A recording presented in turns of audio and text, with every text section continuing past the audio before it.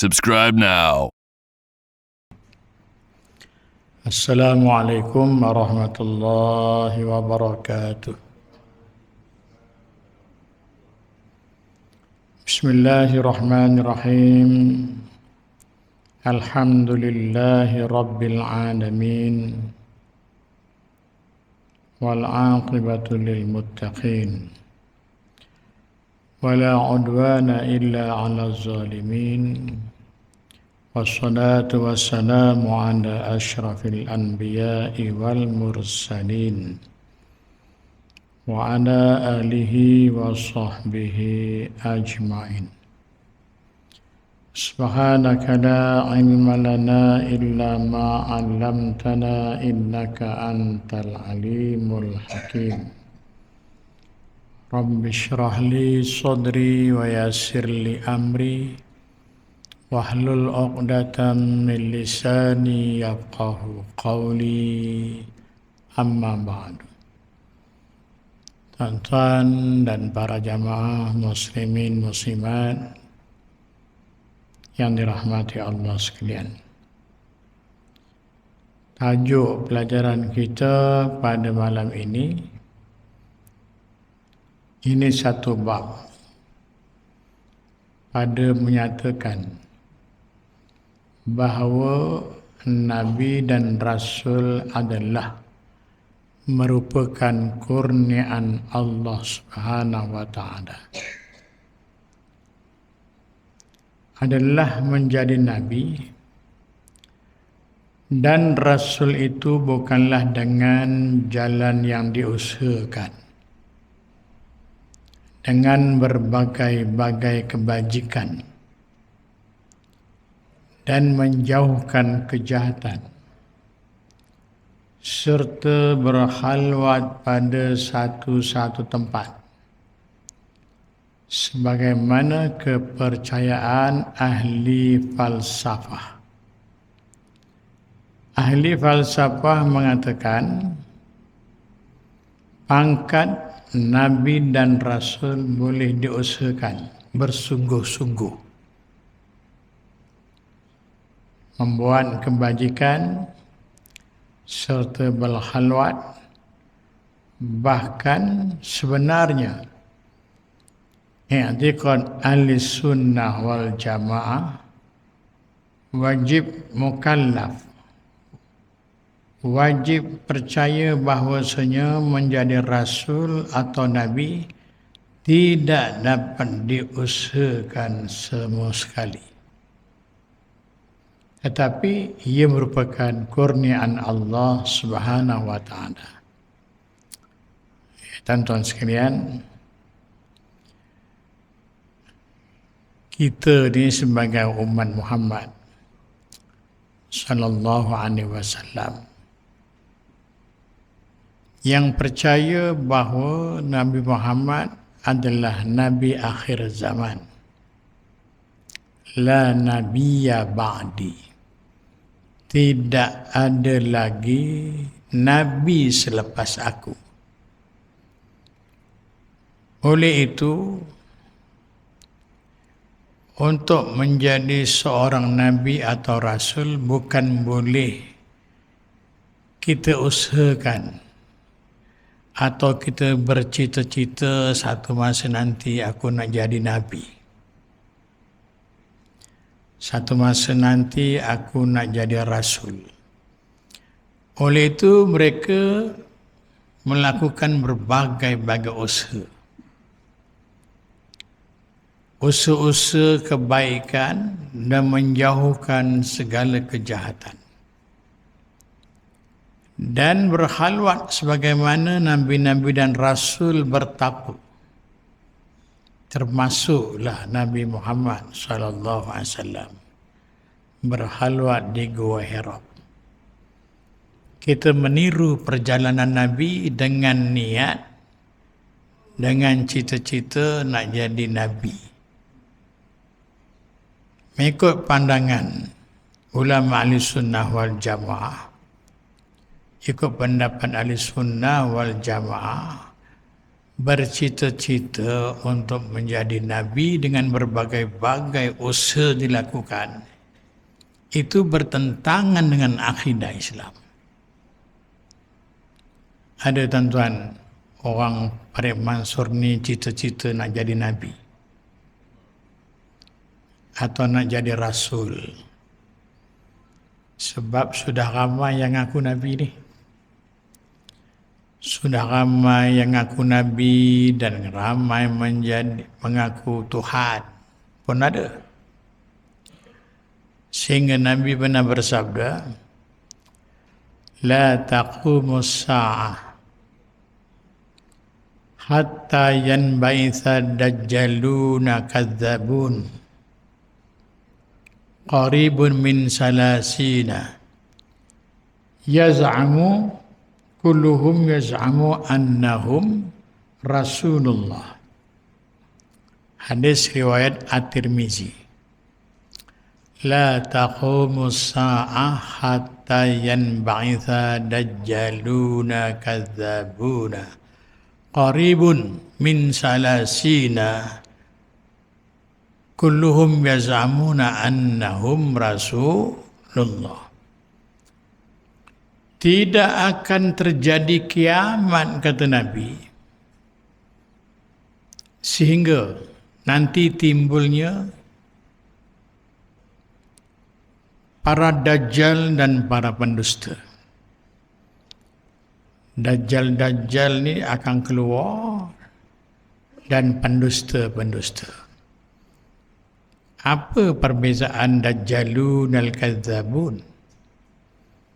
Dajjalun ni dan dajjal. Sebelum dajjal yang sebenarnya dikeluarkan oleh Allah Subhanahu wa taala, dajjalun keluar dulu. Dan Nabi sifatkan dalam hadis ini, dajjalun itu juga kadzabun, pendusta-pendusta.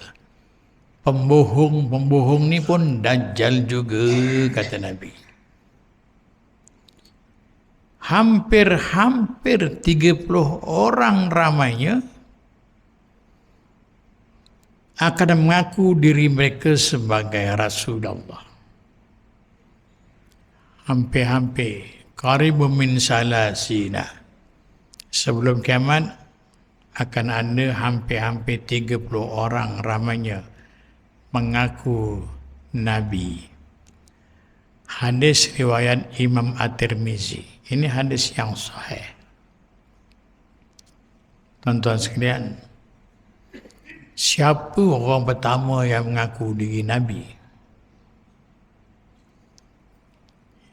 Mengaku Nabi selepas wafatnya Nabi Muhammad sallallahu alaihi wasallam, iaitu yang bernama Muslaimatul Kadzab. Muslaimah tu laki-laki, bukan perempuan. Muslaimatul Kadzab. Kadzab tu pembohong. Betul lah kata Nabi.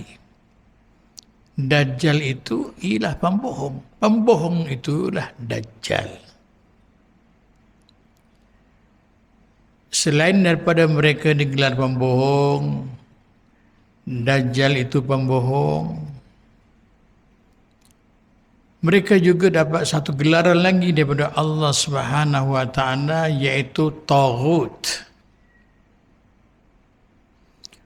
Walaqad ba'athna fi kulli ummatin rasula an i'budullaha wajtanibut taghut. Sesungguhnya kami bangkitkan pada setiap umat itu seorang rasul, supaya rasul ini mengajak manusia untuk mentauhidkan Allah, mengesakan Allah Subhanahu wa taala. Wajtanibut taghut, dan menjauhkan diri daripada taghut.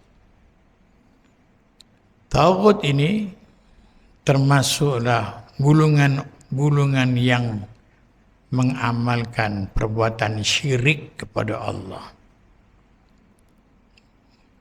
Yang kedua, gulungan disebut al-mubtadi', gulungan orang yang suka mengada-adakan,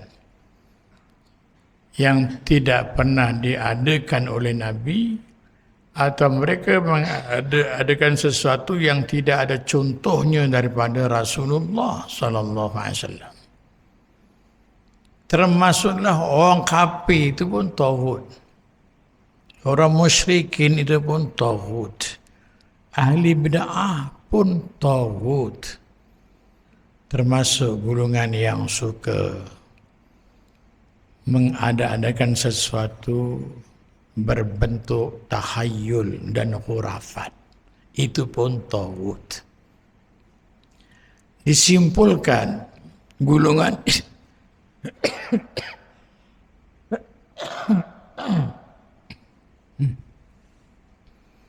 disimpulkan golongan ini semua ialah dengan gelaran Dajjaluna kadzabun.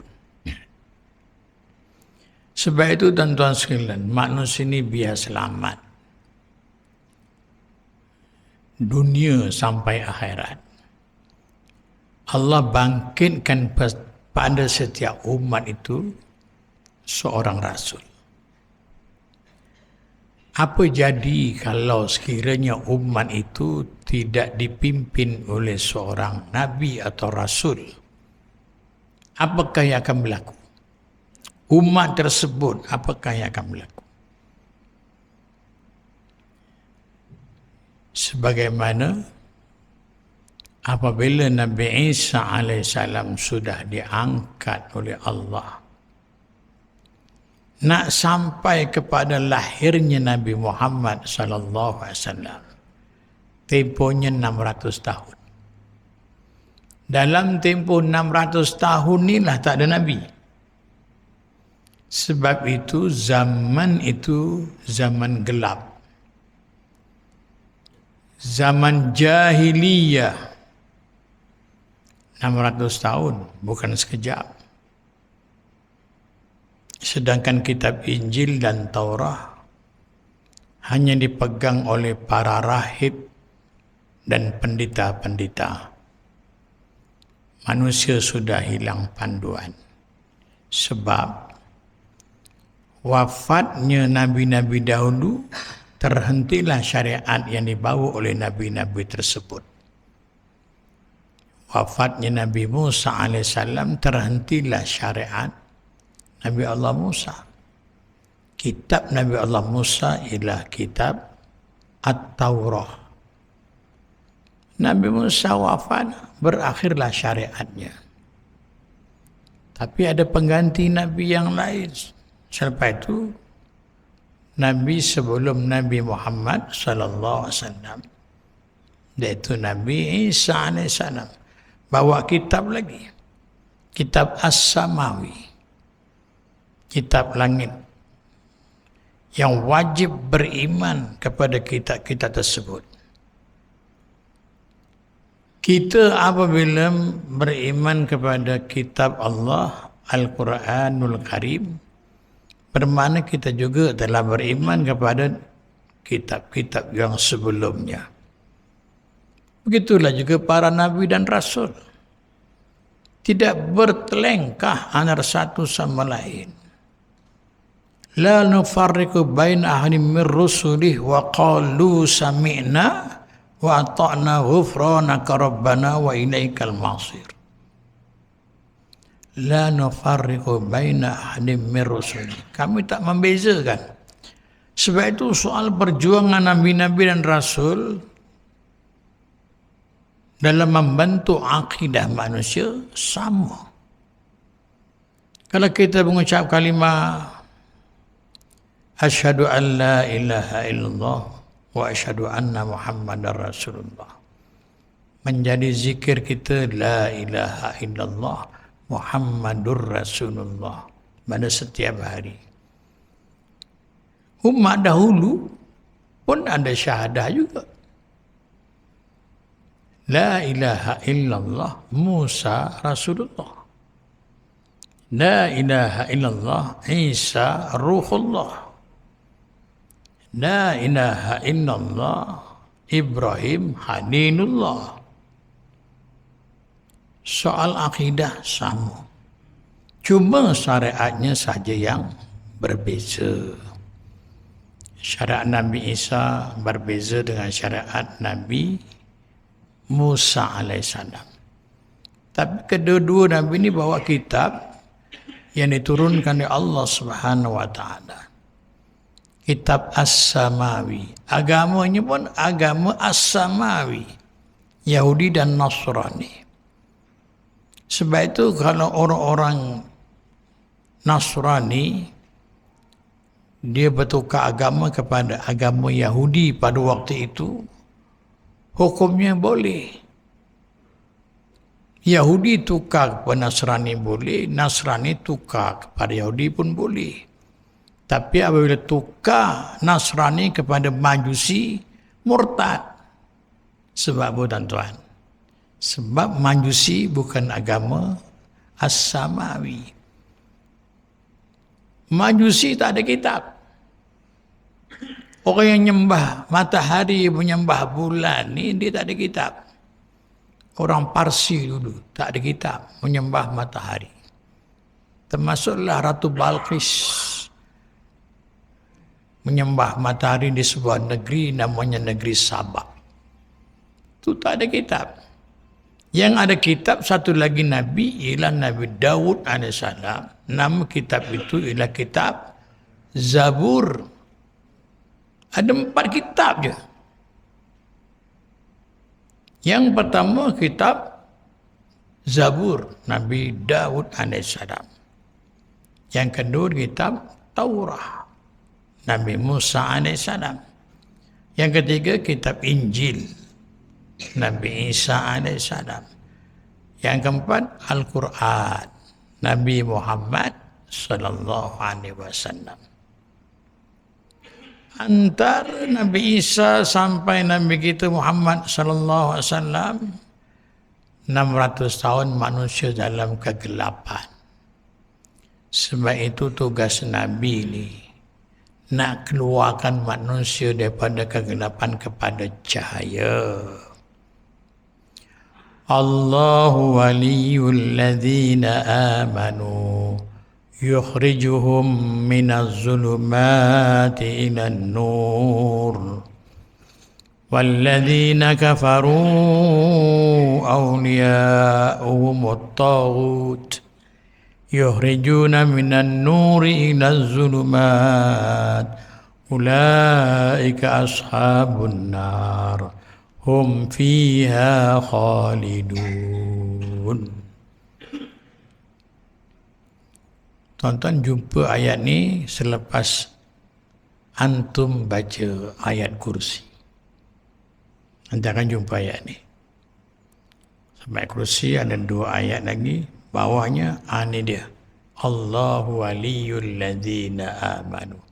Allah dan juga orang-orang yang beriman, tugas mereka mengeluarkan daripada suasana gelap gelita kepada cahaya.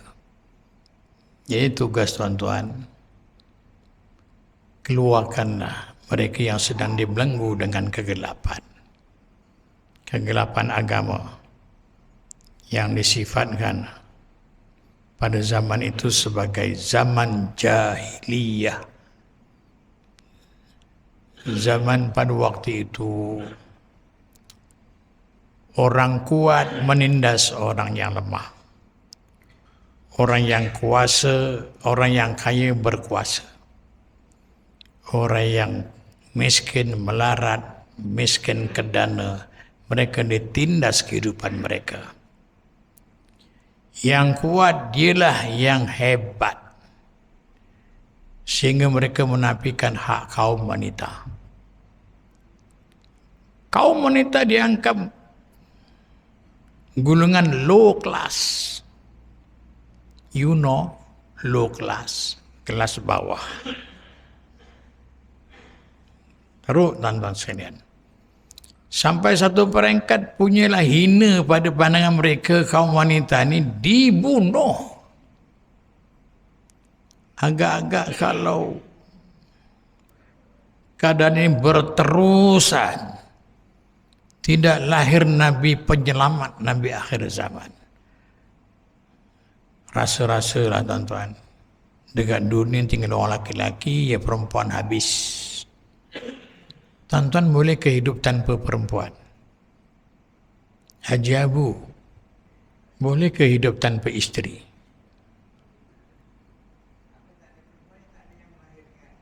Tak ada perempuan, tak dia melahirkan. Betul tu. Ada keistimewaan 3 perkara yang ada pada wanita. Orang laki-laki berusaha macam mana sekalipun memang tak akan dapat menyaingi kaum wanita yang 3 ini. Saya cabar semua manusia pada malam ni. Apa dia tuan-tuan? Kok wani-wani ada nyapar orang kampung Parit Markum. Orang perempuan dia sanggup mengandung. Tuan-tuan sanggup mengandung? Yang kedua, perempuan sanggup beranak. Tuan-tuan sanggup beranak? Lepas beranak pula sanggup menyusukan anak. Kita guru, profession kita seorang guru, isteri kita teacher. Sama-sama kerja. Tapi 3 jawatan ni kita tak boleh ambil. Kita jadi pengetua, dia boleh jadi pengetua. Kita jadi kerani, dia boleh jadi kerani. Tapi untuk jadi suami yang mengandung, nehi sampai bila-bila tak boleh. Sebab itu kalau saya ditawarkan, ustaz nak jadi perempuan ke? Tak nak. Yang saya nampak 3 ni saya tak boleh buat. Tuan-tuan. Yang pertama, mengandung tu adalah hak wanita. Yang kedua, dia sanggup melahirkan. Penat tuan-tuan. Sakit. Sampai satu peringkat, rasa tak nak ngandung lagi dah bang. Tahun depan, beranak lagi. Ini perempuan. Sampai satu ketika sakit. Tambah-tambah pula suami kurang bertanggung jawab. Kalau macam ni abang saja dia ngandung. Beranak lagi. Diam tak diam tuan-tuan sekalian. 10 anaknya. Itu pun sibuk ceramah sana sini. Kalau tak sibuk lagi ramai anaknya. Ini tuan-tuan. Tiba-tiba kaum wanita, anak-anak yang lahir, perempuan dibunuh. Macam dah tak ada akal manusia pada waktu itu. Punya gelap. Punyalah zulumat. Jauh daripada rahmat Allah Subhanahu wa taala. Dalam Quran ada satu ayat.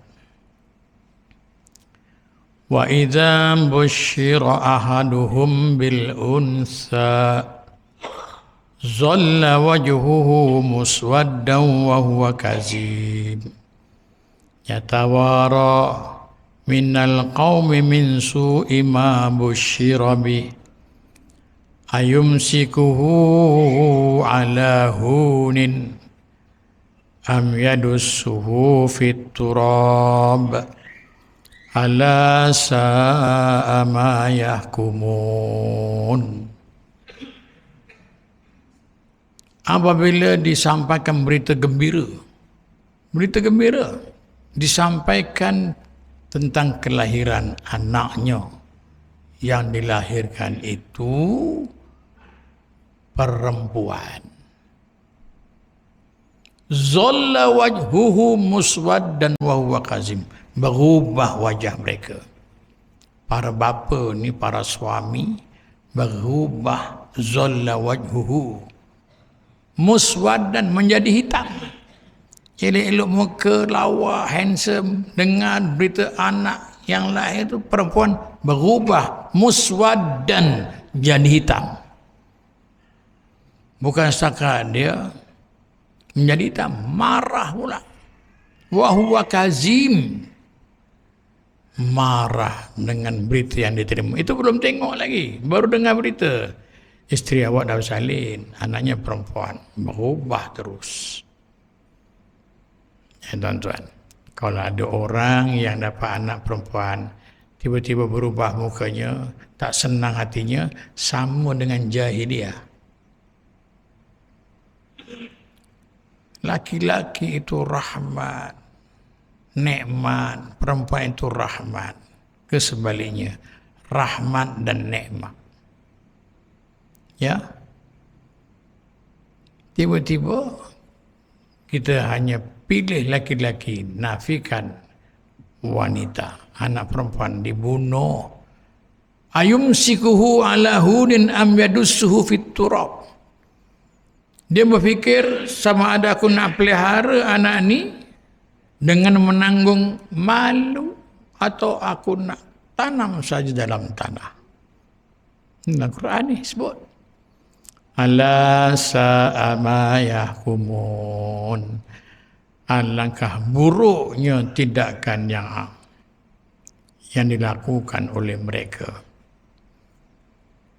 Ada satu jalan namanya Syarih Khalid bin Walid. Sebagai kenang-kenangan, diabadikan namanya dengan nama jalan Khalid bin Walid, iaitu singa Islam. Dia adalah pejuang Islam yang hebat. Dan yang dikekalkan juga ada satu jalan namanya Syarih Abu Lahab. Pun ada juga orang yang paling memusuhi Nabi SAW. Siapa dia tuan-tuan? Abu Lahab.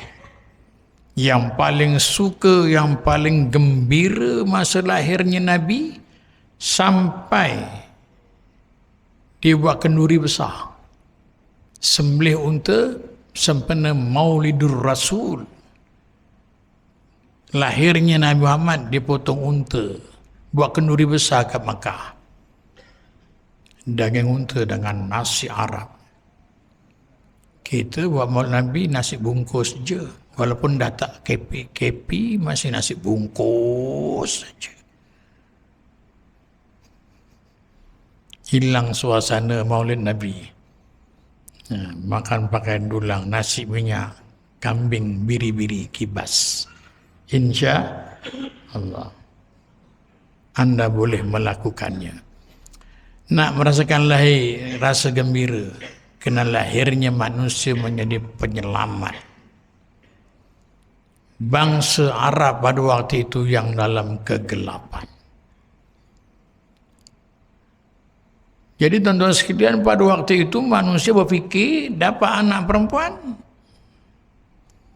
ayumsikuhu ala hunin, aku nak pelihara ke budak ni, aku nak jaga ke, tapi aku rasa malu, hina. Ataupun tanam aja dah, betul-betul ditanam. Ala sa'a ma yahkumun. Alangkah buruknya tindakan mereka. Sebab itu tuan-tuan sekalian, Allah yang Maha tahu. Sedangkan ada Nabi pun kaumnya kocar-kacir.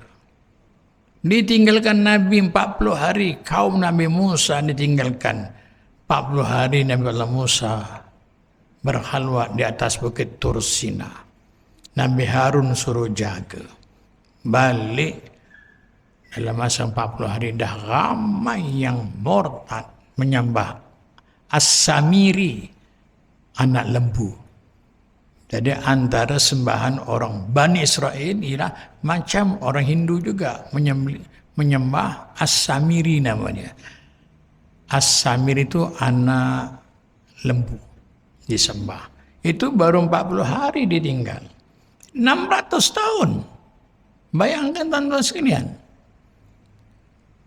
Pernah satu ketika 2 orang Nabi, mereka mendustakan Nabi-Nabi ini. Didustakan.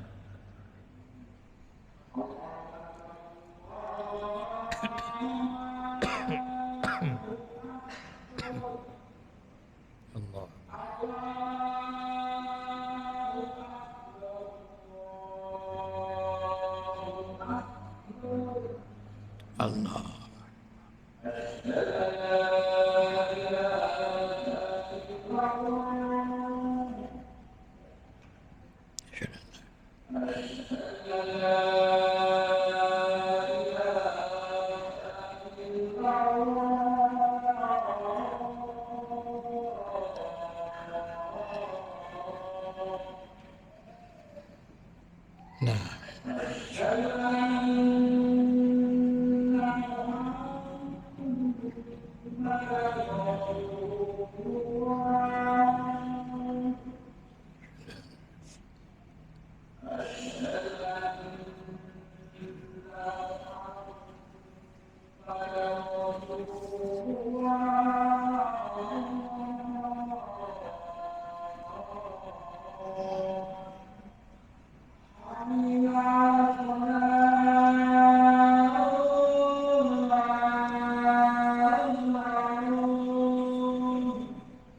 Dah,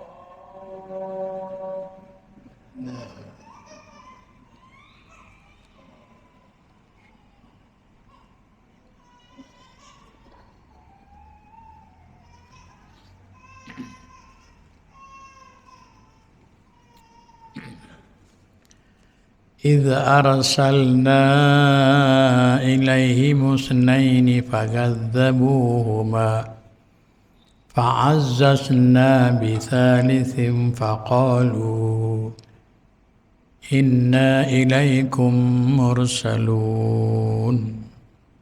Surah apa tuan-tuan? Surah Yasin. Ketika kami إذ أرسلنا ilaikum musnain, ketika kami mengutuskan kamu dua orang nabi. Jadi bermakna ada satu ketika kaum itu Allah utuskan dua nabi sekali. Fakadzabuhuma, lantas kamu dustakan mereka. Tak nak dengar pun, tak nak ikut pun. Dua nabi, tak nak ikut. Degilnya manusia. Ada tak perkataan degil kat Quran? Manusia degilnya ni. Innal insana li rabbihi lakanun. Sesungguhnya manusia itu degil, kata Allah. Ya. Ya, tuan-tuan. Fa'azazna bithalithin faqalu inna ilaikum mursalun. Lantas kami tambah lagi satu rasul. 3 nabi. 3 ni berhadapan dengan kaumnya. Kami ni semua Rasulullah kepada kamu sekian. 3 ni, nabi ni berkata kepada kaumnya, kami ni nabi yang diutus kepada kamu semua. Tuan-tuan sekalian, apa yang terjadi? Antaranya ialah nabi mereka dibunuh. Antara nabi yang dibunuh oleh kaumnya sendiri ialah Nabi Zakaria alaihissalam. Digergaji kepalanya. Nabi digergaji kepalanya. Kalau baca sejarah, tuan-tuan sekalian, sangat menakjubkan. Perjuangan nabi-nabi dan rasul ni kerana nak menyelamatkan umat, tapi umatnya tak nak terima. Sebab itu tuan-tuan sekalian, apabila orang Makkah tak berapa nak ikut Nabi, tak ramai kan, 13 tahun tak sampai 100 orang, Allah perintah hijrah. Wa may yuhajir fi sabilillah yajid fil ardi muragaman katsiran wa sa'ah. Kata Allah, barang sesiapa yang hijrah di jalan Allah, kamu akan dapati nanti tempat yang kau pergi di sana tempatnya subur dan hasilnya banyak. Betul tuan-tuan, bukan saja hasilnya tanahnya subur, hasilnya banyak, dakwah Islam juga subur di kota Madinah. Buminya subur, dakwah Islamnya pun subur. Kalau di Mekah 13 tahun, tak sampai 100 orang yang masuk Islam. Dalam tempoh 10 tahun di Madinah, Nabi berjaya. Orang Islam, orang Arab Madinah ramai-ramai masuk Islam. Termasuk daripada Taif pun masuk Islam. Sebelum Nabi wafat, umat Islam dah ada 140,000 orang. Tak sampai. Cuma lebih kurang 10 tahun. Sebab itulah kerana terlalu ramai yang sembahyangkan Nabi, sampai tengah malam baru selesai. Sebab waktu Nabi wafat, sembahyang mayat bukan berjamaah seorang-seorang. Waktu itu belum ada sembahyang berjamaah, sembahyang mayat secara berjamaah, seorang-seorang. Sebab itu mayat disembahyangkan seorang pun sah. Sebab itu masa PKP dulu, masa COVID, yang sembahyangkan seorang, 2 orang. Keluarga semua tengok dia berjauh.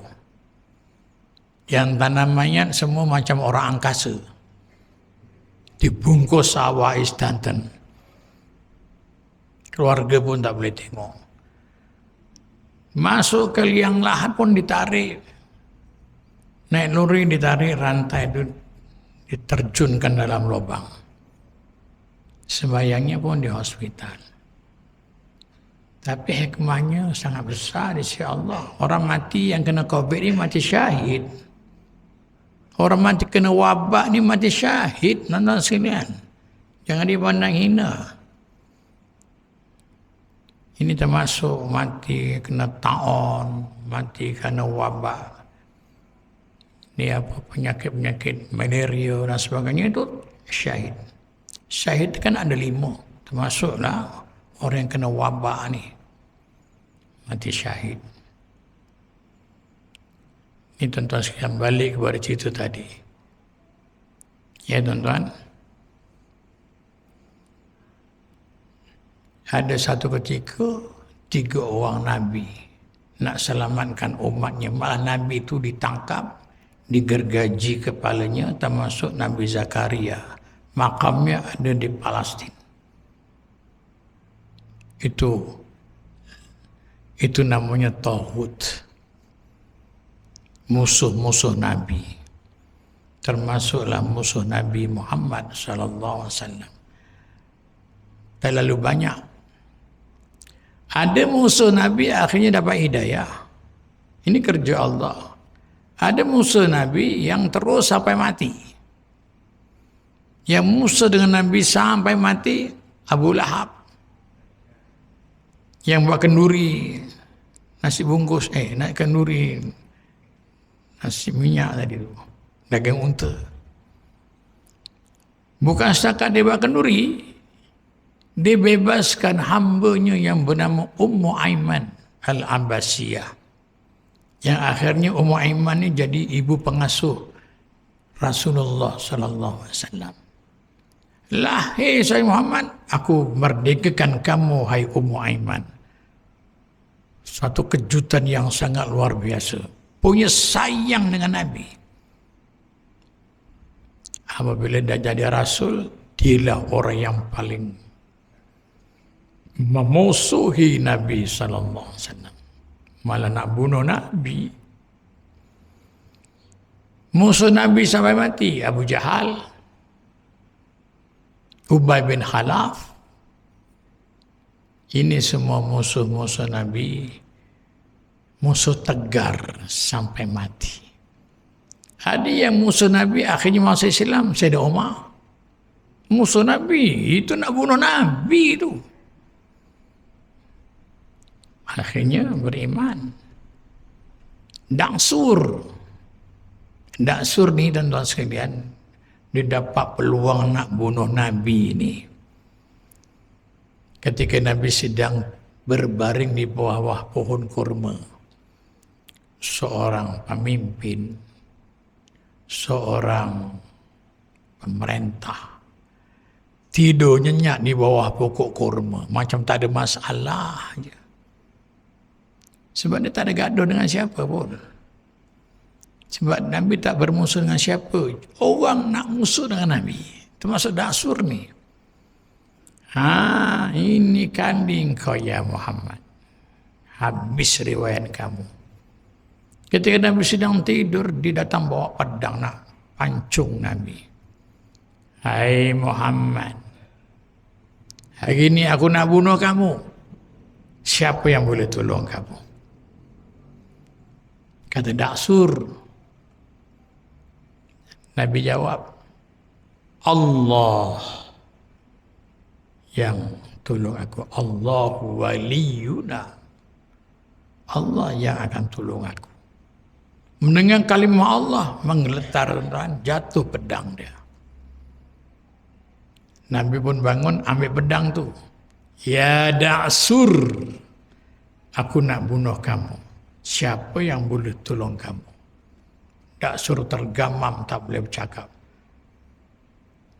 Dan akhirnya Daksur tidak ada jawapan melainkan, janganlah bunuh aku, hai Muhammad.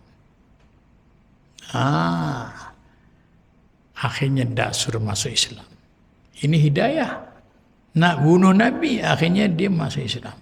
Termasuk Umar nak bunuh Nabi, akhirnya masuk Islam. Termasuklah Khalid bin Walid. Dalam perang Badar, Khalid bin Walid masih perang dengan Nabi. Khalid bin Walid perang dengan Nabi di perang Uhud. Perang Badar tahun yang kedua Hijrah. Uhud tahun 3 Hijrah. Khalid bin Walid masih jadi panglima tentera-tentera kafir Mekah. Sedangkan Nabi dah hijrah ke Madinah. Dia masih lagi dendam. Tapi Allah Ta'ala bagi hidayah kepada Khalid bin Walid. Bila tuan-tuan, hebatnya orang Islam ni, apabila tentera-tentera yang ditawan, diletak di satu tempat. Pada malam hari Nabi bangun dengan para sahabat mendoakan agar mereka diberi hidayah oleh Allah. Halusnya hati Nabi ini. Kalau kita agaknya, kita kurang bakar, motor kabeh. Nabi tak ada dendam, tuan-tuan. Halusnya Nabi, subhanallah, didoakan agar mereka dalam tawanan ini dapat hidayah Allah Subhanahu wa taala. Khalid bin Walid kagum, walaupun dia tidak ditawan, tapi kagum tengok sifat orang Islam dan jiwa luhur Nabi Muhammad sallallahu alaihi wasallam. Bukan setakat sabar, hilim. Hilim ni satu sifat yang lebih tinggi daripada sabar. Saya nak beritahu tuan-tuan, hilim tu apa dia? Tuan-tuan, kalau saya marah, tuan-tuan, mungkin tuan-tuan boleh marah. Sabarlah. Yang tak boleh marah balik, dia sabar. Aku kena marah orang lah. Okeylah, sabar. Ingat Ustaz, tapi sabar ada hadnya. Tengok. Sabar juga, tapi ada hadnya. Bermakna, kali pertama boleh sabar, kali kedua belum tahu. Sebab tingkat sabar ni pun berbeza antara satu sama lain. Nabi ni pernah diancam oleh orang Yahudi pasal musim kemarau, janji nak hantar kurma dan gandum. Janjinya 3 hari.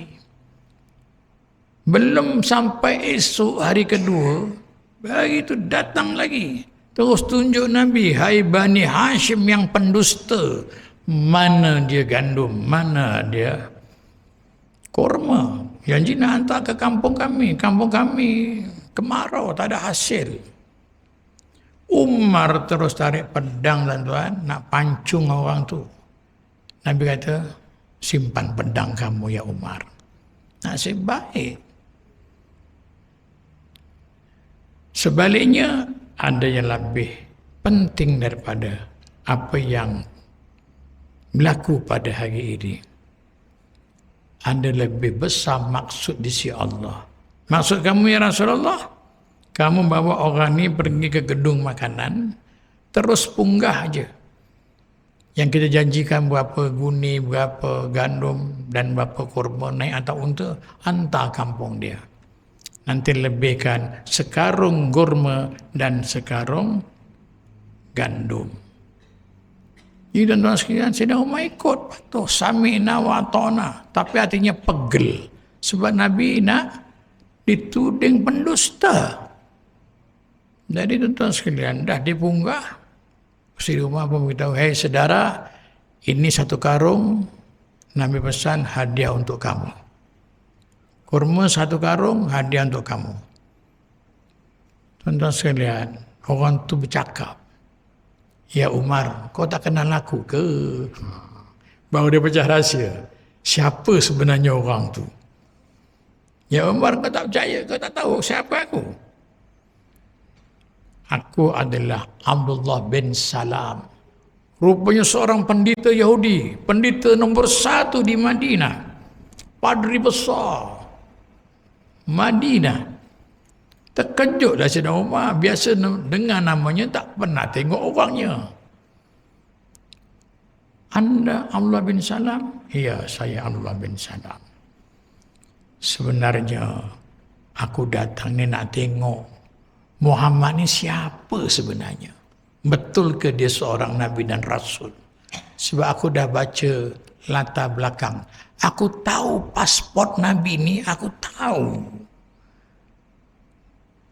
Dengan sifat-sifat yang terpuji, sebab cerita Muhammad ni ada dalam kitab Taurat dan Injil. Aku dah jumpa satu sifat saja yang aku belum jumpa, sifat hilim. Lebih tinggi darjat daripada sabar. Kan sabar tu tadi, hilim tu lebih tinggi daripada sabar. Bukan saja Nabi kena marah, yang marah Nabi dikasih hadiah. Itu hilim namanya. Ada orang marah kita, sorry ya, minta maaf lah, ambillah es krim ni, aku hadiah kamu. Terkejut tuan-tuan. Allah SAW, aku tidak ada pilihan. Aku dah jumpa yang sebenarnya, inilah akhir Nabi akhir zaman. Dihulurkan tangan, genggam erat tangan Sayyidina Umar bin Khattab. Asyhadu an la ilaha illallah wa asyhadu anna Muhammadar Rasulullah. Padri pertama Madinah masuk Islam di tangan Sayyidina Umar. Indahnya Islam. Ya tuan-tuan. Tadi kalau dah dikena pancung nama Umar, apa jadi? Ini hidayah Allah Ta'ala punya tahu. Dia buka serban dia. Orang jahiliyah pun pakai serban juga. Ya, dia buka, dia tengok muka. Masya Allah. Rupanya Abdullah bin Salam. Balik saja Abdullah bin Salam ke Madinah, orang Madinah semua riuh, ramai-ramai nak masuk Islam. Sebab tu ada Yahudi Bani Quraizah yang masuk Islam pada waktu itu. Dia ada 4 kelompok Yahudi ni ke Madinah. Bukan calang-calang. Penduduk asal Madinah. Yang dulu datang daripada Yaman. Yaman dulu kan kena banjir besar. Jadi empangan Ma'arib pecah. Sebagian mereka lari ke Madinah. Buka kampung Madinah. Namanya Yasrib. Macam Kasim Barangga menasata kampung namanya Kampung Cokro, yang buka Wak Cokro. Sama lah ceritanya tu. Wak Yasrib tu yang buka Madinah. Tuan-tuan, ramailah masuk Islam. Tapi ada seorang Yahudi yang menghalang orang-orang Yahudi nak terus masuk Islam dengan memberi amaran kata dua. Siapa dia? Namanya Ka'ab bin Ashraf.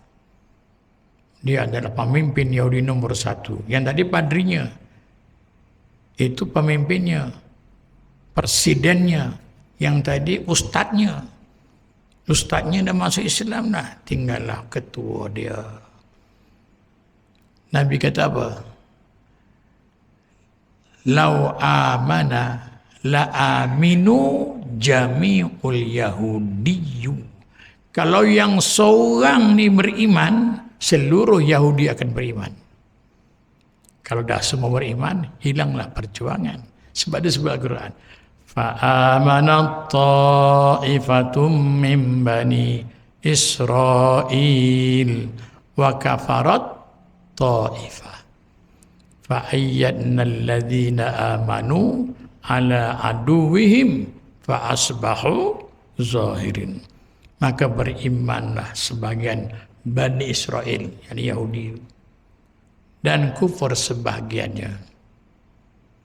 Dan Allah memberi pertolongan kepada orang beriman. Sehinggalah orang beriman itu berjaya, terzahirnya Islam di kota Madinah dan di kota Mekah.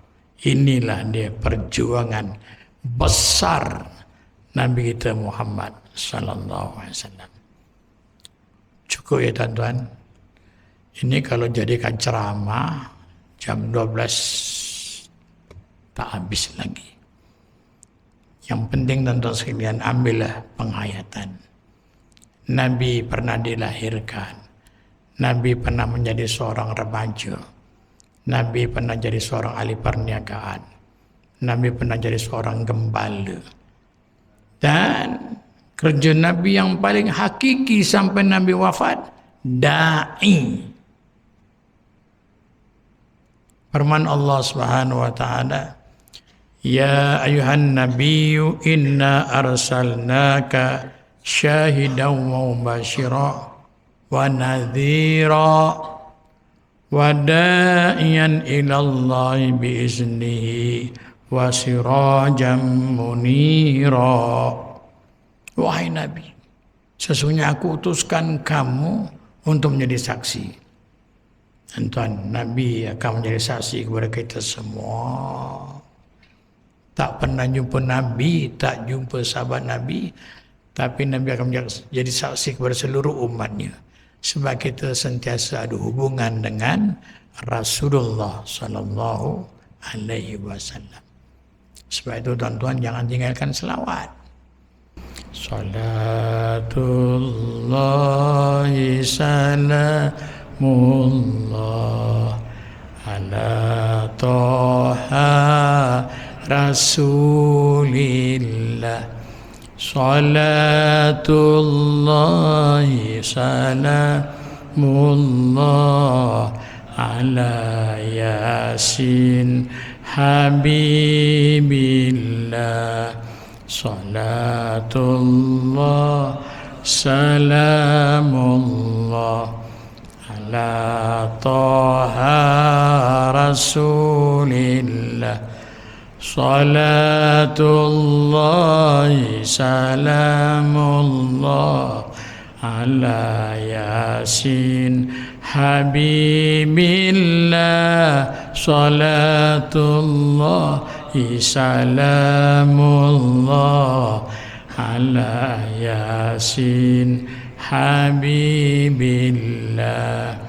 Kalaulah ada sumur di ladang, bolehlah kita menumpang mandi. Kalaulah ada umur yang panjang, bolehlah kita berjumpa lagi. Kalaulah ada umur yang panjang, bolehlah kita ceramah lagi. Okey tak tuan-tuan? Kalau okey cukuplah setakat ni dulu. Sekian saja untuk perkongsian kita pada malam ini. InsyaAllah kita sambung akan datang. Kuliah yang akan datang. InsyaAllah.